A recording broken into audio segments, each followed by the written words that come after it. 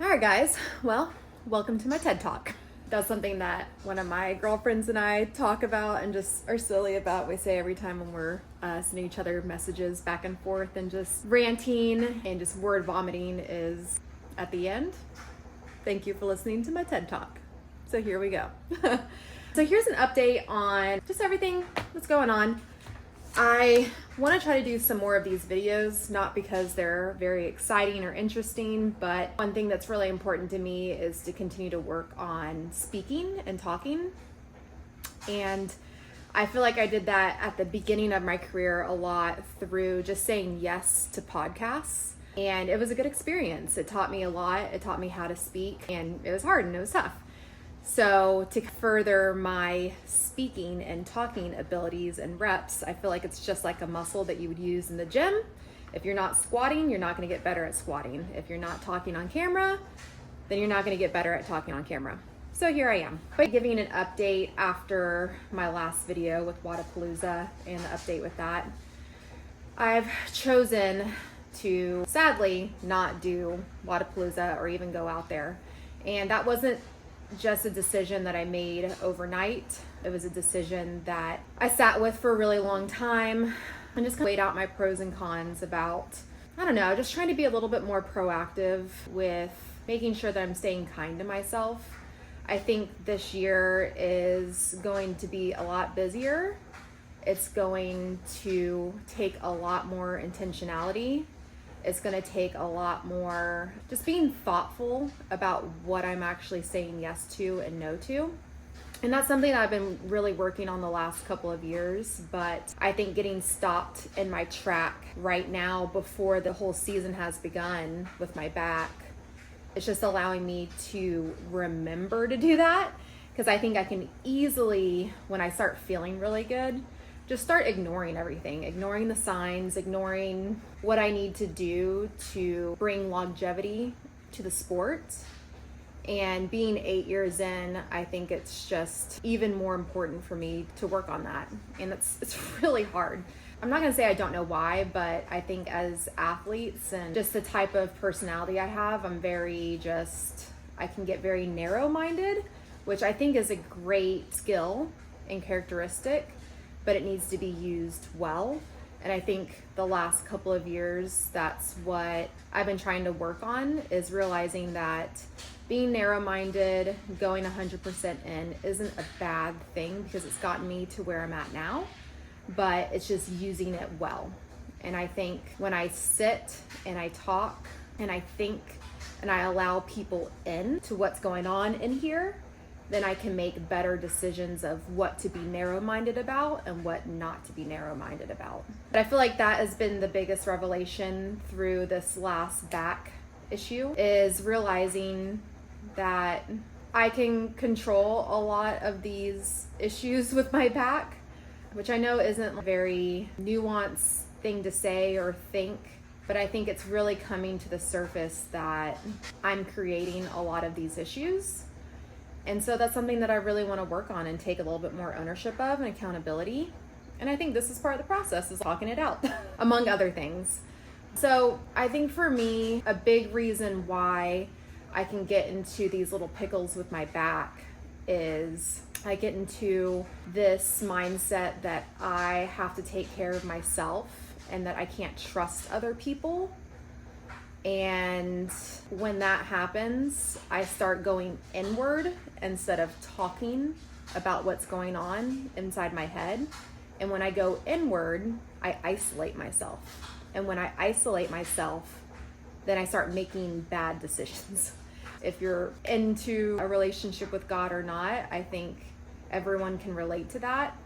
I personally have a relationship with God, so when I'm isolated, I believe that that's when the enemy attacks the most. That's when the enemy can get to you the most, is because you're isolated, so you're not allowing other people to help you. And when that happens, that's when scarcity mindset can set in, which is a big thing for me that I've been working on and I think has improved but still needs a lot of work, is that scarcity mindset of you're not good enough, you don't belong, if you don't do X, Y, and Z today, you're a failure and nothing's going to happen. Nothing good is going to happen to you. You don't deserve success. And I can get into that type of thinking, which is very narrow-minded in itself. But when I do that and I'm isolated, then that's what leads to my back usually going out on me. Obviously, there's circumstances where they're completely out of my control and things happen. But looking inward and taking ownership, there's a lot of the times where I have that type of thinking. I get isolated. I don't allow people to be a part of what's going on in my head. And then I make mistakes. I make hiccups.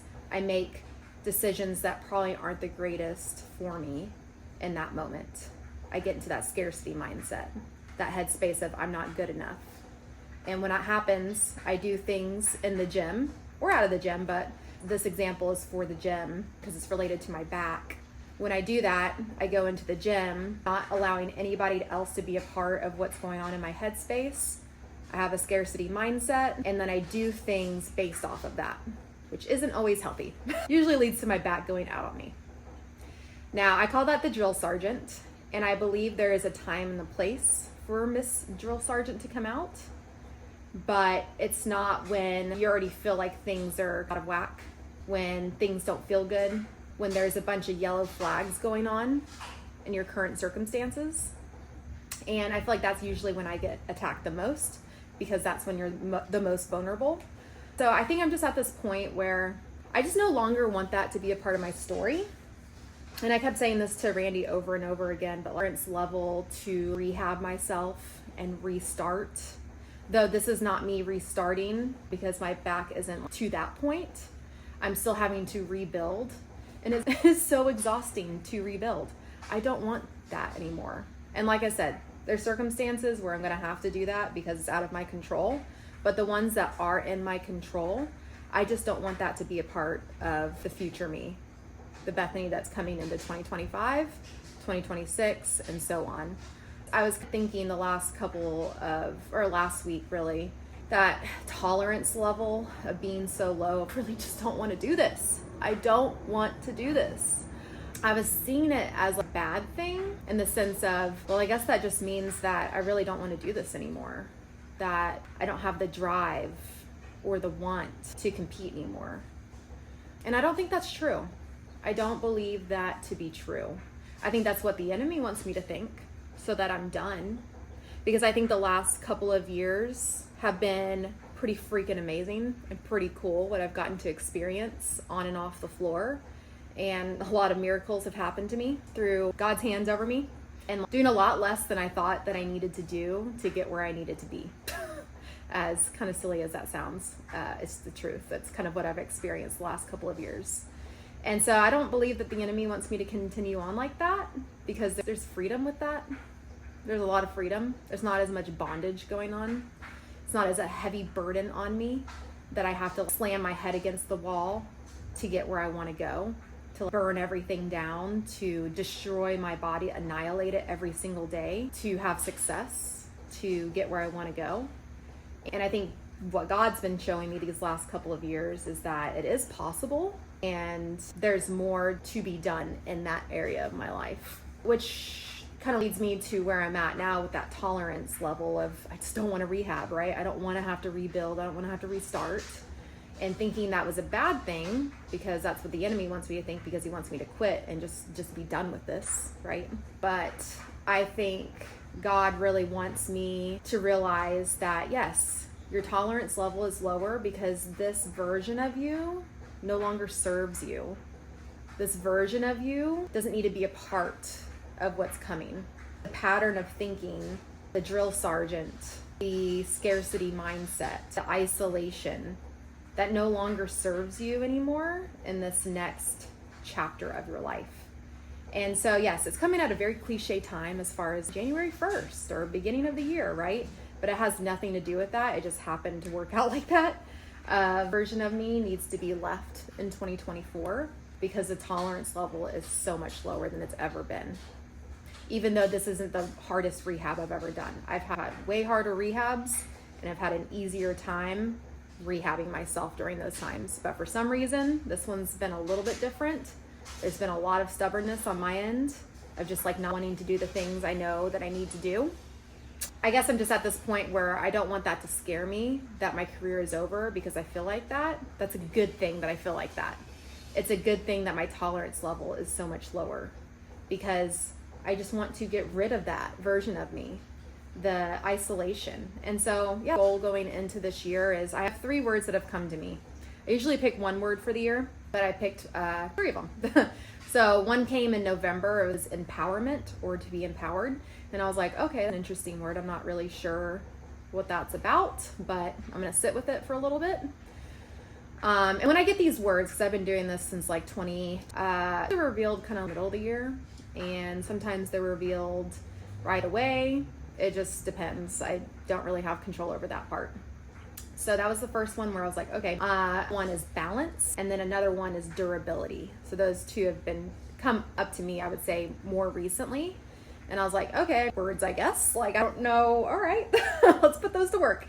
I think empowerment, there's a couple of different ways I'm probably going to use it this year. Is I want to be empowered to do stuff like this, talk, work on that part, work on other parts of me, because I think it helps me when my back does go out on me. I'm finally at this point where it's like, when my back goes out on me, it's not the end of the world, because I know that I have more to give to the world.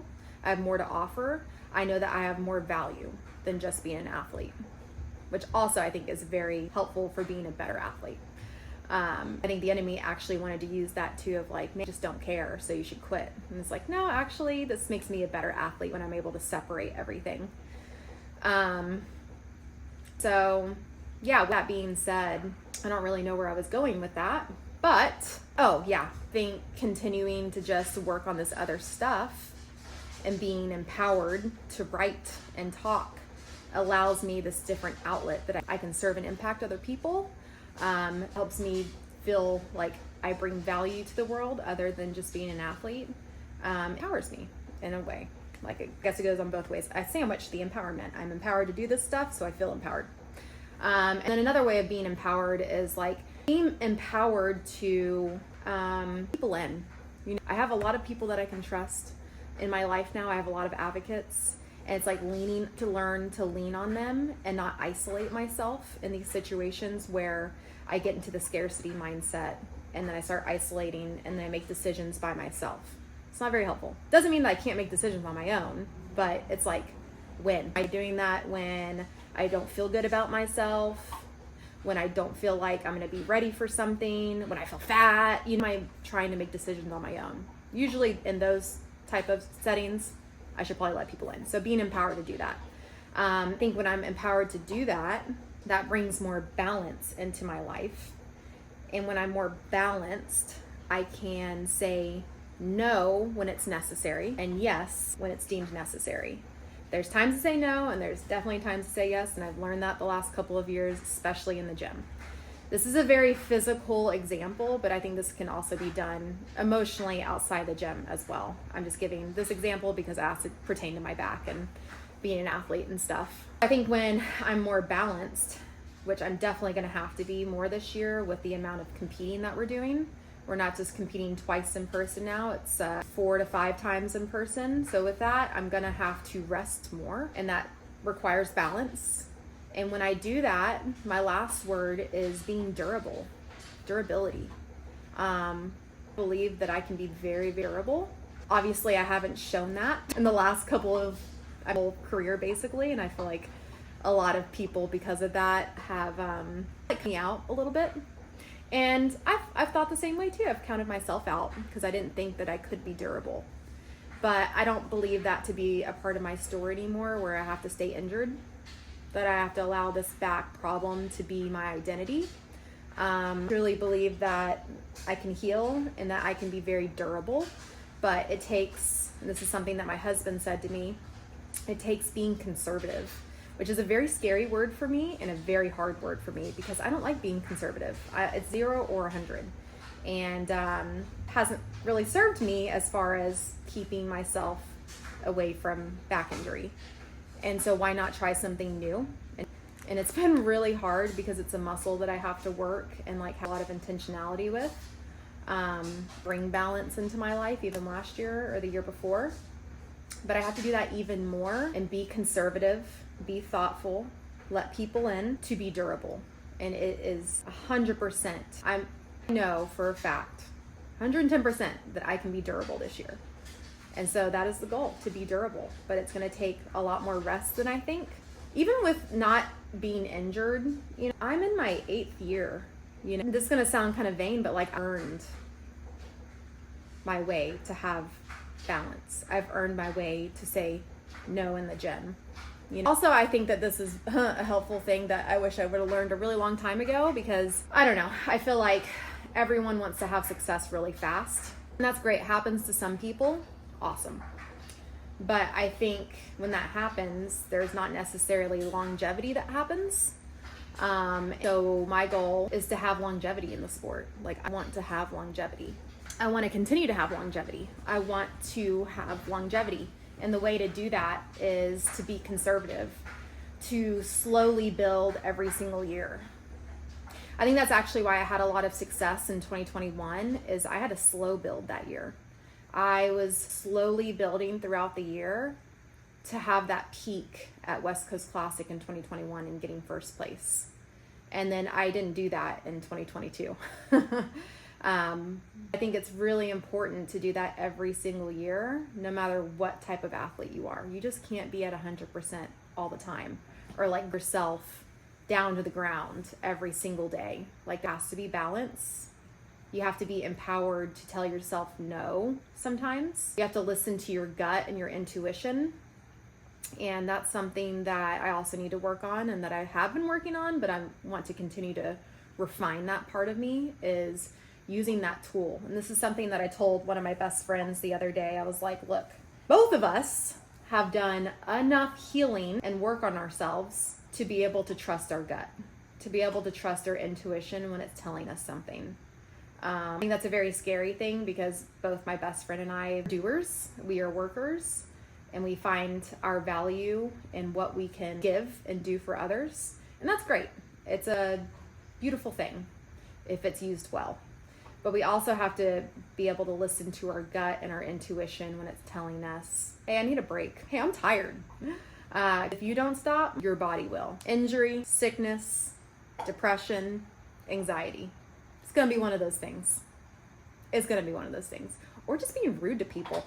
Like, tolerance for not being able to, calm conversations. Like, it's going to come out in anger, annoyance. It's going to come out somehow. If you don't deal with it, if you don't listen to your body, if you don't listen to your gut and your intuition. So that's something that I really want to work on this year as well.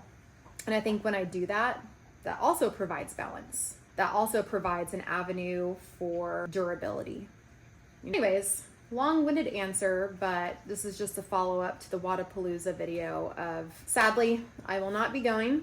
I could go just to go, but I don't think that that's going to be proactively helpful for this year in the season, because of my body and who I am and what I've been through. I think I have to earn my way to durability. I can't just expect it to be something that I snap my fingers and all of a sudden I'm durable. I believe that I can be durable. It takes time and being consistent and being loving towards myself and using my intuition. And honestly saying no to things that are like short-term satisfaction. And I think that would be very short-term satisfaction for me to be like, yeah, I should go on this trip to Miami, like a country, because there's opportunities there, there's networking, my sponsorships will be there, all of that. And I really want to do that. But because of these decisions that I made, I need to delay that stuff. You think hopefully those opportunities will be there in the future. And if not, these are the decisions that I had to make for my body to be proactive this year and give myself the best chance to be durable. And so that's what I'm deciding to do, to be proactive and just advocate for myself a little bit more, is to say no when I really want to say yes. So anyways, I think it's going to be ultimately the best decision just to stay at home and stay consistent and to work on these things that I really want to work on. That way I can have a really successful year and season, because it's going to be a long season, like I said. I do believe that it can be very successful and I'm excited for it, but it's saying no to things right now so that I can say yes to things later on. So here I am. Hopefully you enjoyed, like I said, my TED Talk, and hopefully this encourages other people. I don't know, like if some people are dealing with these type of thoughts of the mindset, getting themselves into holes, drill sergeant, isolation. I think it's important to kind of take ownership of that stuff and just be where your feet are at and realize that there are things that we can't control, right? But there are a lot of things that we can. There are a lot of things that are self-induced pain. It's important to take ownership of so that we can get rid of that pattern and that cycle and that version of ourselves and move on to a different version. Move on. Like, time to level up a little bit. Cliche and as silly as that sounds, that's kind of where I feel like I'm at, and I'm excited about it. Like, leveling up. Because my tolerance level for this rehab and this restarting is just the lowest it's ever been. I don't want to do this anymore if I can help it. And that's a good thing. Like I said, it is a good thing that my tolerance level is getting so much lower. So here I am, ready to take on the world this year. So we'll see what happens. Please just continue to follow my journey. Thank you guys for all of your support as always, and hopefully this conversation is helpful, maybe inspiring, and share it with someone that you think needs it. Later, guys.